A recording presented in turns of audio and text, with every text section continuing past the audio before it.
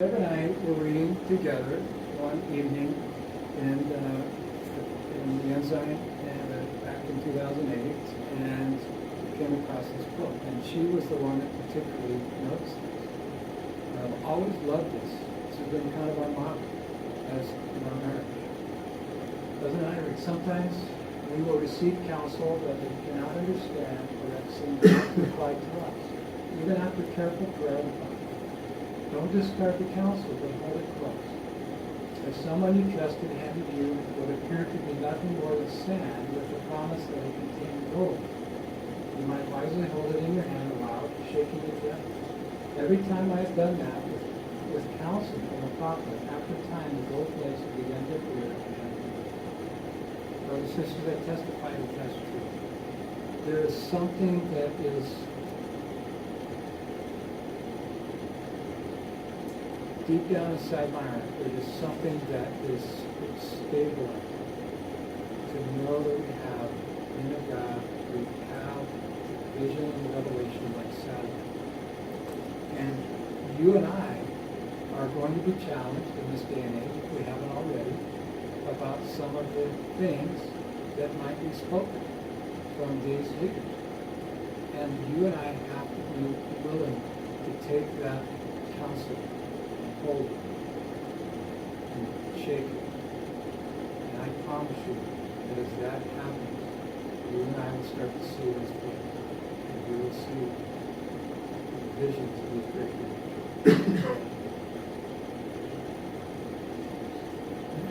Joseph Smith, how does faith build a marriage? Joseph Smith talked about it, that faith, that the gospel is a system of faith.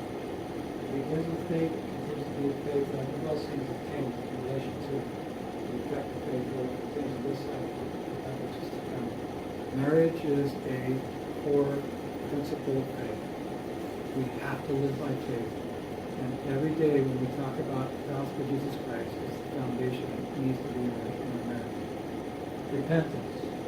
You've heard my lesson, most of you, on this idea of repentance being to turn.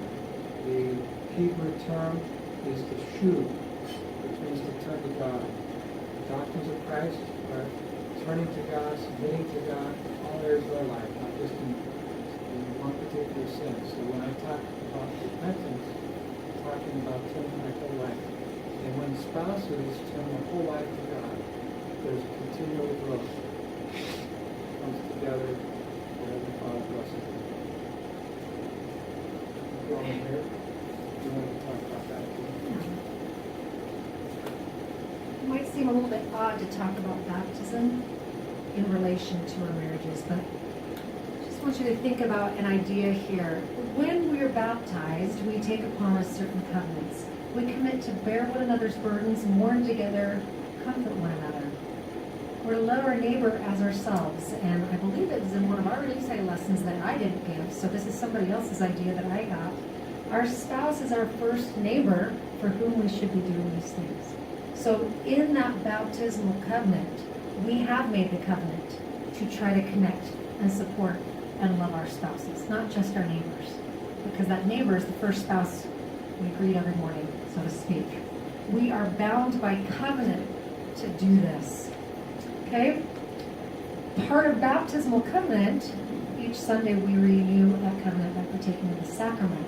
So I also want you to now expand your thoughts about the sacrament and think about when you partake of the sacrament that you are speaking to yourself and to those who witness and to God about your commitment to support and love and carry the burdens and mourn with your spouse. Partaking of the sacrament is a formal event where we witness before God, our congregation, and most importantly our spouse that we are seeking to reconcile our hearts with God and promise to follow Him. So we're showing our commitment to Him, and this builds trust in each other and entices us to a feeling of unity. Now, I've had an interesting experience with this since my husband was put in as bishop 3 years ago, because he's sitting on the stand. I can, across the room, since I sit in the back with my children, way across the room, see him take the sacrament every week, which normally if I'm sitting next to my spouse, I don't always you don't normally notice, right? But I'm able to see him take the sacrament. that has become a very strengthening thing to me in how I feel about him and about our marriage, because I know him, I know who he is at the core, and I trust him that when he is partaking of that sacrament, he is committing to put God first, and which means I know he will do his best by us. It helps me kind of bypass some of the little things I might want to, get upset about, or kind of get on his case about something he blew, and I still do that at times. But it gives me a confidence in him that he is committed to God, so I know he's going to do right by me. Does that make sense? So as you think about taking the sacrament each week, I want you to think about it in relationship to your marriage covenant. And that as you take that sacrament, you are witnessing to yourself and your spouse as they see you take that you're going to emphasize their priority in your life.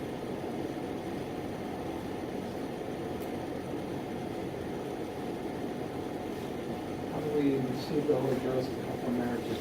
By the power of the Holy Ghost, you may know the truth of all things. It is how to build, strengthen, and improve your marriage. Again, the concept of keeping the Spirit alive. We love each other. Have discernment about how you can improve. Very important.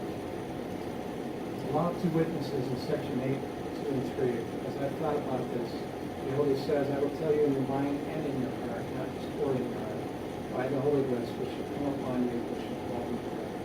This is the Spirit revelation. This is the Spirit revelation Moses taught the children of Israel through the Red Sea on dry ground. I found that in many cases in my life, when I receive revelation and strive to receive it, I try to get both the heart and the mind together. When I get those two together, then I feel like I can move forward. If I'm not able to get one or the other together, then I hesitate and I go back. The same way in marriage.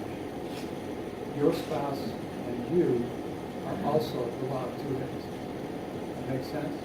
And so when you're trying to make some decisions about your family, you work together to be able to have that connection and not move forward without having that full quorum, so to speak, a commitment to each other to say, this is what we want to do. Law of two witnesses is very important when it comes to relations together in marriage. Finally, the principle of the temple. How many of you have been up there and seen the Big Dipper on the west side of the temple?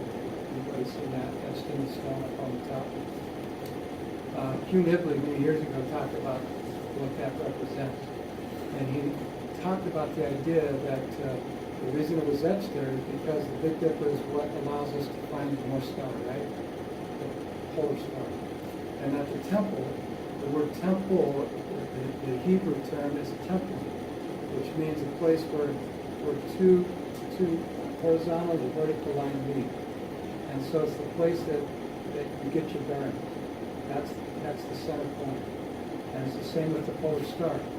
Is that you go and look for the polar star. Once you know where the polar star is, you now have your bearings. You can figure out where you're at in life. And so the temple is that polar star, especially for marriages. And so as we work together, as we attend the temple, there are times where Deborah and I, a lot of times when we go to the temple together, we like to go and receive and receive us together. And that's a special blessing for us, and God will remember that. And so it's a very key component of life. Okay?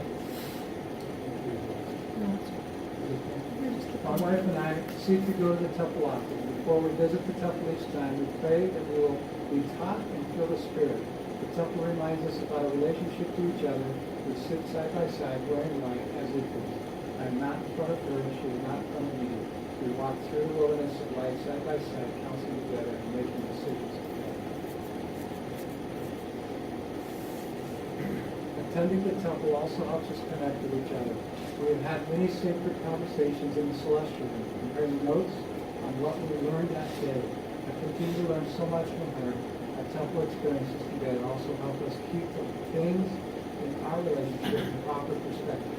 They remind us of the big picture, which helps us move past the petty truths.